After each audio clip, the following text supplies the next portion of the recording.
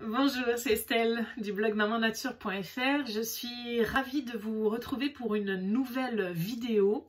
Aujourd'hui, je vais vous partager une information absolument essentielle pour votre fertilité et d'autant plus si vous avez fait des fausses couches et ou avez vécu des échecs de PMA, notamment de FIV. Il y a un facteur qui est très important, qui est malheureusement encore à l'heure actuelle sous-estimé, en tout cas en France. Mais Dieu merci, au niveau de la communauté internationale, c'est de plus en plus fréquemment évalué, c'est le taux d'homocystéine. Alors ça, c'est par un simple dosage sanguin, donc de routine.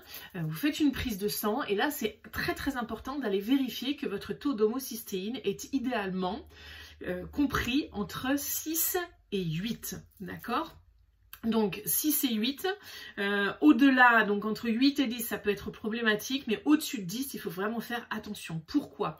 Tout simplement parce que cela peut vouloir dire que vous avez du mal à assimiler alors, ce que communément on appelle l'acide folique. En fait, l'acide folique, ce qu'il faut bien comprendre, c'est que là, c'est la forme synthétique de la vitamine B9. Vitamine B9 qui est absolument indispensable pour de nombreux métabolismes dans notre corps. Et notamment au niveau d'un cycle métabolique qui s'appelle le cycle de méthylation. Donc, la forme synthétique de la vitamine B9, c'est l'acide folique, et la forme naturelle, ce sont les folates que l'on va trouver notamment dans tout ce qui est légumes à feuilles vertes, également dans les légumineuses, mais aussi dans les abats, et notamment dans le foie, dans la levure de bière. Voilà, donc en fait, si vous avez un taux d'homocystéine qui est élevé, ça peut vouloir dire que vous assimilez mal donc la vitamine B9, qu'elle soit d'origine synthétique, donc si vous prenez des compléments à base d'acide folique, ou d'origine alimentaire, donc les folates que je viens de vous évoquer. Et donc, ça peut vouloir dire tout simplement que vous avez éventuellement, vous présentez éventuellement une mutation d'une enzyme qui s'appelle la MTHFR, qui va vous permettre de transformer donc l'acide folique ou les folates en méthylfolate, parce que en fait votre organisme ne peut utiliser cette fameuse vitamine B9 que sous forme méthylée. D'accord, donc je vous passe les détails un petit peu biochimiques compliqués qui n'apportent pas grand chose au débat, mais vraiment retenez ça en fait, c'est que si vous avez ce taux d'homocystéine qui est élevé, cela peut vouloir dire que vous êtes atteint de cette fameuse mutation, et à l'heure actuelle, ça n'a... c'est assez répandu en fait, il y aurait 50 à 60% de la population qui présenterait cette mutation et en fait ça devient de plus en plus marqué à partir de 35-40 ans, c'est-à-dire qu'on peut ne pas avoir d'effet jusque là, mais en fait plus on avance dans l'âge et plus en fait l'expression du gène qui code pour cette enzyme devient de plus en plus rouillée, on va dire ça comme ça, et donc l'enzyme va de moins en moins bien fonctionner, votre organisme va de moins en moins bien assimiler les folates. Et le pire dans tout ça, c'est que si on vous recommande de prendre de l'acide folique et que vous présentez cette fameuse mutation de la MTHFR, ça peut être encore pire.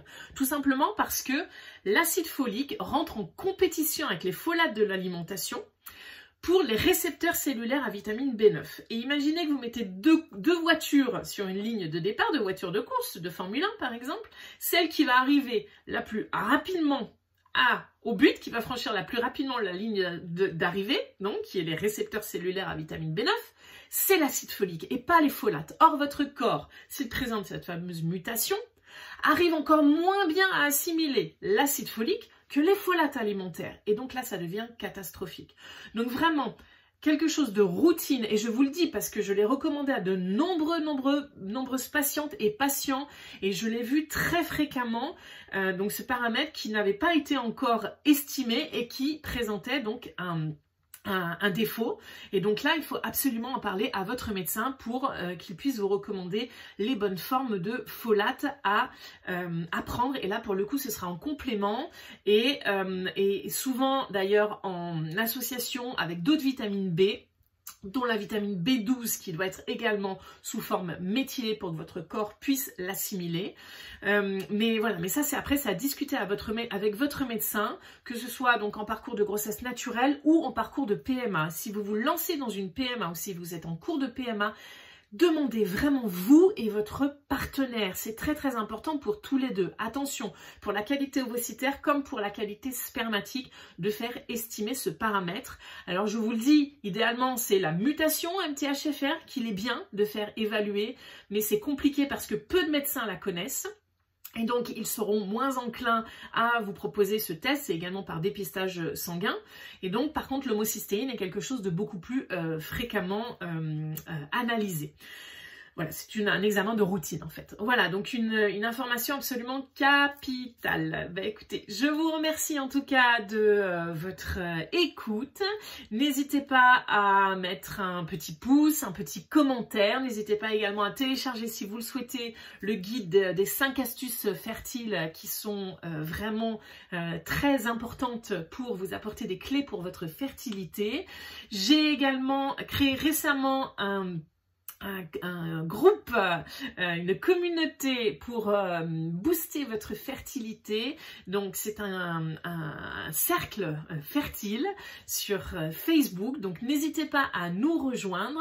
L'accès est gratuit jusqu'à la fin du mois de février pour que vous puissiez tester toutes les astuces, les boosts, les encouragements que nous avons à vous apporter. Nous sommes avec vous sur le chemin vers bébé. Merci encore, une très belle journée, une très belle soirée et à très bientôt.